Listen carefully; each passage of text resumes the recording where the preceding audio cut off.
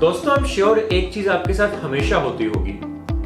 आपने किसी टेस्ट के लिए बहुत अच्छे से पढ़ाई की है, आपने दिन रात एक कर दिए, लेकिन जब टेस्ट का रिजल्ट आया तो आपका जो स्कोर था वो एक्सपेक्टेशन से काफी कम था। होता है ना ये सबके साथ। तो क्या रीजन है इसका एंड हम कैसे इस चीज को इम्प्रूव कर सकते हैं कि हम कम मेहनत करके भी अपना जो इम्प्रूवमेंट है स्कोर में उसको कंसिस्टेंटली इंक्रीज कर सकते हैं।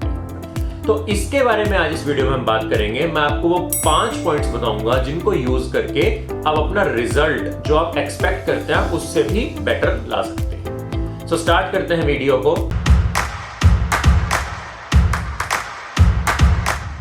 आई am doctor Abhinav Pawar and I have done my MBBS from AIIMS New Delhi. So सबसे पहली चीज जो सबसे बड़ी मिस्टेक मैं अपने स्टूडेंट्स को करते हुए देखता हूं एंड आपने वो मिस्टेक हर हाल में अवॉइड करनी है, that is choose quality over quantity. क्या मतलब है मेरा? मतलब ये कि हमारे दिमाग में एक चीज होती है कि हम जितना ज्यादा प्रैक्टिस करेंगे, जितना मटेरियल ज्यादा करेंगे, उतना ही ज्यादा हमारा रिजल्ट बेटर होगा। But this is not true at all.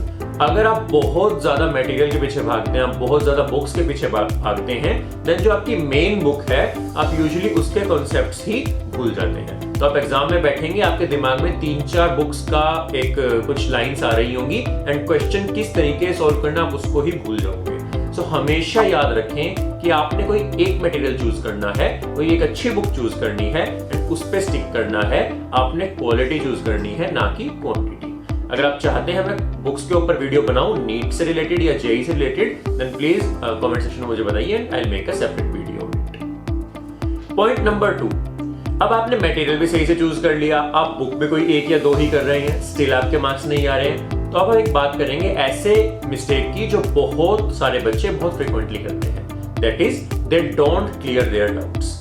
So point number 2 is always clear your doubts. जब भी आपको पढ़ाई के टाइम पे या क्वेश्चंस के टाइम पे अगर कोई डाउट आ रहा है तो इसका मतलब है कि वो कॉन्सेप्ट आपका क्लियर नहीं है, then that becomes your primary goal. वो डाउट क्लियर करना आपका प्राइमरी गोल है। तो आप अपने एक डाउट नोटबुक अपने साथ में रखिए। अगर कोई चीज आपके मन में स्ट्राइक की है, वो डाउट आ रहा है, आपको उस नोटबुक पे पॉइंट आउट करना है। आप चाहते हैं तो उसको साथ के साथ आप अपना रेफरेंस मटेरियल निकाल के सॉल्व कर सकते हैं, बट अगर नहीं हो पा रहा है देन नेक्स्ट डे अपने टीचर के पास जाकर आपने उस डाउट को जितना जल्दी हो सके उतना जल्दी क्लियर करना है। Our third point is curiosity. Be curious. आपके मन में अगर कोई क्वेश्चन आया है तो आपने उसको इग्नोर नहीं करना है। जरूरी नहीं है कि वो क्वेश्चन सिलेबस का हो। एक एग्जांपल देता हूं कि जब एवोल्यूशन पढ़ाता हूं मैं, तो एवोल्यूशन में एक चीज पढ़ते हैं कि जो अर्ली ह्यूमन एंसेस्टर्स थे वो 4 पैरों पे चलते थे, लेकिन फिर ह्यूमन एंसेस्टर्स 2 पैरों पे चलना शुरू हो गए। अब इसका कहीं भी एनसीईआरटी रीजन नहीं बताती है, कोई भी रीजन नहीं बताती है, लेकिन बहुत सारे बच्चों के दिमाग में क्वेश्चन आता है कि आखिर हमने 2 पैरों पे चलना ही स्टार्ट क्यों किया। अब बहुत सारे टीचर्स भी जो है आपके, वो इनको स्टूपिड डाउट्स बोल के आपको शट ऑफ कर देंगे कि नहीं, आपने ये चीजें नहीं सोचनी है, स्टिक टू योर सिलेबस, जो सिलेबस में उतना ही याद कीजिए। बट ऐसे टीचर्स को मैं बोलना चाहूंगा कि कभी भी बच्चे की क्यूरियोसिटी को किल नहीं करना है एंड बच्चों आपने क्यूरियस बने रहना है। अगर ऐसे डाउट्स आपको आते हैं, इसका मतलब उस कॉन्सेप्ट में आपको बहुत अच्छा इंटरेस्ट आ रहा है, आपको बहुत ज्यादा मजा आ रहा है वो पढ़ते हुए, वो चीज आपको बहुत अच्छे से याद रहेगी। तो अगर ऐसा कोई आपको अच्छा सा डाउट आता है, आपको उसे सॉल्व करने का पूरा ट्राई करना है। जो मैंने इंसानों के 2 पैरों पे चलने वाली बात बताई, इसके पीछे भी एक बहुत इंटरेस्टिंग फैक्ट है। अगर आप में से किसी को पता है देन प्लीज कमेंट सेक्शन में बताइए कि हम आखिर 2 पैरों पे चलते ही क्यों। Now let's move on to the 4th point. 4th point start करने से पहले मैं बेंजामिन फ्रैंकलिन की एक बहुत ही फेमस लाइन बोलना चाहूंगा। उन्होंने बोला था, if you are failing to plan then you are planning to fail. तो आप इस स्टेटमेंट में कितनी डेप्थ है उसको समझ सकते हैं। इन्होंने प्लानिंग की इंपॉर्टेंस बताई थी इस चीज से कि अगर आप प्लान नहीं कर रहे हैं देन अपने आप को आप सेट कर रहे हैं फेलियर के लिए। तो अगर आप किसी भी टेस्ट की तैयारी कर रहे हैं, डजंट मैटर आपके स्कूल में यूनिट टेस्ट है, कल आपके क्लास में एक ओरल टेस्ट है, या आप किसी कॉम्पिटिटिव एग्जाम की तैयारी कर रहे हैं जैसे कि नीट या IIT, कोई भी एग्जाम हो, अगर आप उसकी प्लानिंग सही से नहीं करेंगे देन आप कभी भी उस एग्जाम में एक्सेप्शनली अच्छा स्कोर नहीं कर सकते। अब प्लानिंग से मेरा मतलब क्या है? प्लानिंग से मैं आपको बताऊंगा, अगर आप कॉम्पिटिटिव टेस्ट की तैयारी कर रहे हैं देन आपके प्लान्स क्लियर होने चाहिए 3 ग्रुप्स में। First are your long term plans, second are your mid term plans and third are your short term plans. तो लॉन्ग टर्म प्लान्स में हम 6 मंथ टू ईयरली प्लान्स बनाते हैं कि अगले 6 महीने के बाद मैं किस पोजीशन पे होना चाहूंगा एंड उसके लिए मुझे क्या क्या करना है। फॉर एग्जाम्पल अगर अभी आप 11th क्लास में हैं तो 6 मंथ्स के बाद यानी कि अप्रैल में आपका प्लान होना चाहिए कि आपकी 11th बहुत अच्छे से हो चुकी है with at least 4 to 5 revisions and आप 12th के कुछ टॉपिक्स अपने आप से ही स्टार्ट कर चुके हैं। ये आपकी लॉन्ग टर्म प्लानिंग है।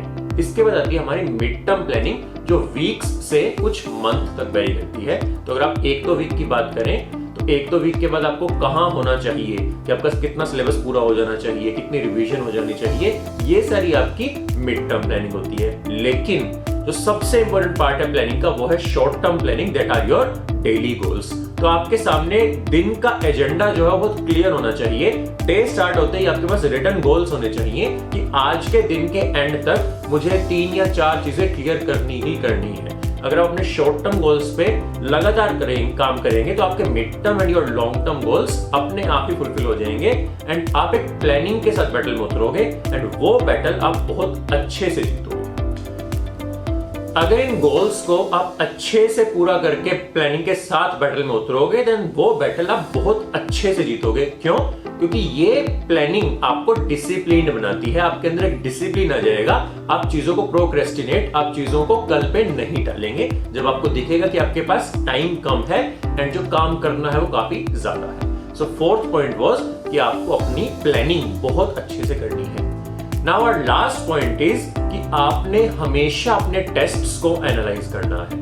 डजंट मैटर कोई क्लास टेस्ट हुआ है, यूनिट टेस्ट हुआ है या फेज टेस्ट हुआ है, जब तक आप उस टेस्ट की एनालिसिस नहीं करते हैं, आप यही नहीं देखते हैं कि आपकी गलतियां हुई हैं तो कैसे हुई हैं, कैसे आप उन गलतियों को फ्यूचर में अवॉइड करेंगे, तब तक वो टेस्ट देने का कोई फायदा नहीं है। तो आपके पास एक सेपरेट टेस्ट एनालिसिस बुक होनी चाहिए, नोटबुक होनी चाहिए, जिसमें आप पर टेस्ट आप लिखोगे कि अच्छा अगर मेरे इस टेस्ट में 10 क्वेश्चंस गलत हुए हैं ओवर थिंकिंग की वजह से, so you will clearly mark कि ये 10 क्वेश्चंस मेरे ओवर थिंकिंग की वजह से गलत हुए हैं एंड वो 10 क्वेश्चंस आप नीचे नोट करोगे। आपके 3 क्वेश्चन गलत हुए हैं OMR में रॉन्ग फीलिंग की वजह से, तो आप वो लिखोगे। तो आपके सामने एक मिस्टेक्स आनी चाहिए कि इस टेस्ट में क्या क्या मिस्टेक्स हुई हैं जो मैं नेक्स्ट टेस्ट से अवॉइड करना चाहूंगा या चाहूंगी। ये 5 चीजें करो यार एंड जितनी आप मेहनत कर रहे हो आप उससे भी बेटर रिजल्ट लेके आओगे, ये मेरी गारंटी है। अगर इसके बाद में कोई डाउट रह जाता है तो feel free to ask in the comment section and I will surely get back to you. अगर आपको वीडियो अच्छी लगी हो then please like the video, share it with your friends and subscribe to the channel. Thank you.